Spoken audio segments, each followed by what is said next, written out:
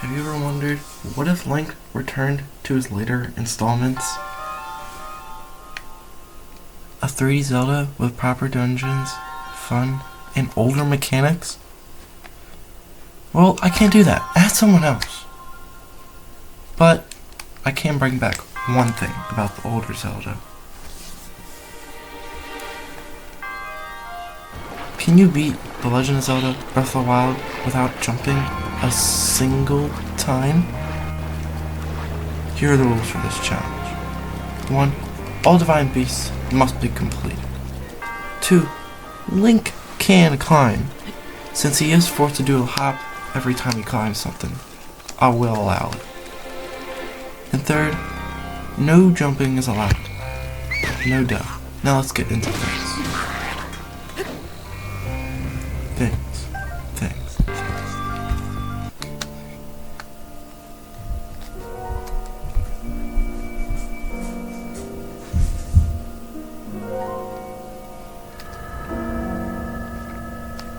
After grabbing the slate, we run into our biggest issue. This one wall, right here. Yes. But thanks to the rules, we can pass it and experience a really cool view. Now that's a good view.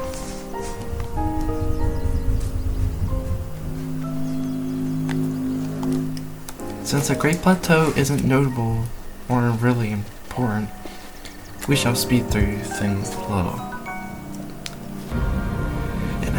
After activating the huge stone pillar that I don't know why no one thought to ask me, the old man tells Link that some new shrines have popped up in the area. And after going through them and getting their runes, the old man then tells us to go to the church and he will give us something pretty useful.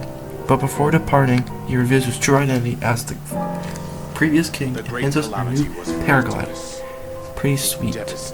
But now we're off. But before we're off, he tells us to visit his secret lover, Impa. Setting off into wild, making friends with all the enemies and weirdos, we finally meet Impa. He tells us to find an elephant, blizzard, camel, and to feed them to make them happy. Yeah. And then to, get the stupid pig out. Then she tells me a really long, stupid story, and I don't really care about it. Getting things in gear, our first task on the list is to find an elephant. And obviously the best spot for that is to find an elephant in the wetlands, duh. Sure enough, someone spots us, all in commotion, and tells us that we've been looking for you. We might know where the elephant is, and to keep going straight. Finally, we encounter the elephant owner's brother, Sidon. And instead of giving us a lift to Zoro's domain, he makes us walk through the dangerous, wet, slippery, gross terrain. But after the long journey, Sidon introduces us to his father, the king, where he then tells us where to find the darn elephant, and he'll give us a ride for once. Entering the elephant, Mipha tells us to find the terminals to activate the core of the divine beast.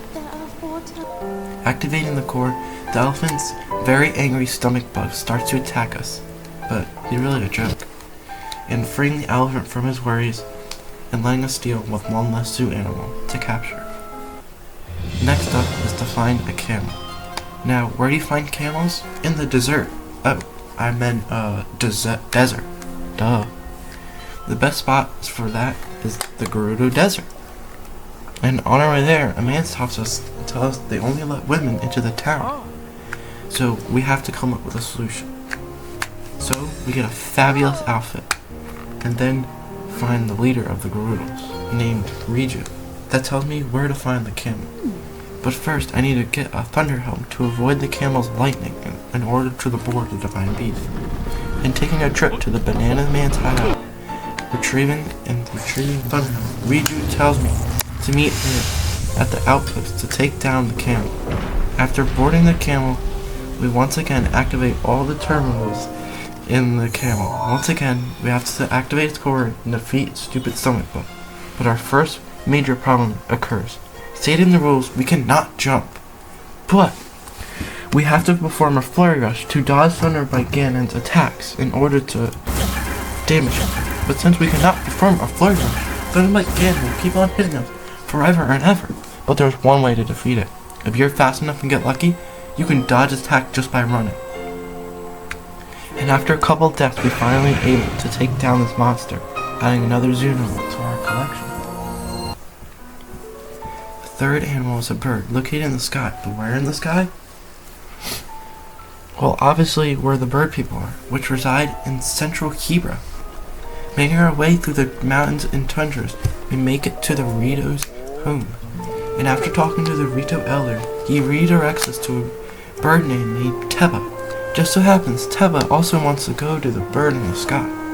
So he agrees to help us and take us towards the Divine Beast. Entering the Divine Beast, the second biggest hurdle during our journey comes. If I cannot jump, how do I make myself around the Divine Beast? Well, since Bob Meadow has many different points and latitudes, we can use those to our advantage to jump off them, allowing us to get to the terminals and allowing us to activate the core. Since when Blight just stands there, he's a bit of a pusher, but that just leaves us one more zoo animal for us to add to our collection. The lizard that resides in the mountains of Elba. After getting set on fire and dying a bunch of times, we arrive at the village in the center of the lava. The elder tells us someone can actually take him to the Divine Beast, but since he's such a scaredy cat, he locked himself in a bunch of rocks. Geez, thanks. Busting me out the rocks, he tells me his name is Univo, and that he can show us the way to the Divine Beast. But then I'm stuck playing babysitter the whole damn time.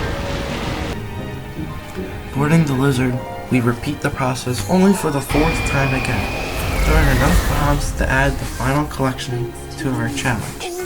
Zelda tells us it's time to defeat Ganon and there's not a lot of time left. Making our way towards the castle, fighting through all the metal stupid octopuses, we make it to the main chamber where Ganon's cocoon busts open and his true form is revealed. All the Divine Beasts we've helped revive only do half of his damn health, which means we have to do the stupid final blow. Dealing the final blow to Ganon reveals his one true form. Then he turns into a pig from the very start of the game, and Zelda learns the light bulb. And after shooting all his weak points, his final boss is revealed. But we cannot do so, because we have to do it in bullet time, which means you cannot beat Breath of the Wild without jumping a single time. But that means you can do it without jumping, which means you can't defeat The Legend of Zelda Breath of the Wild without jumping a single time.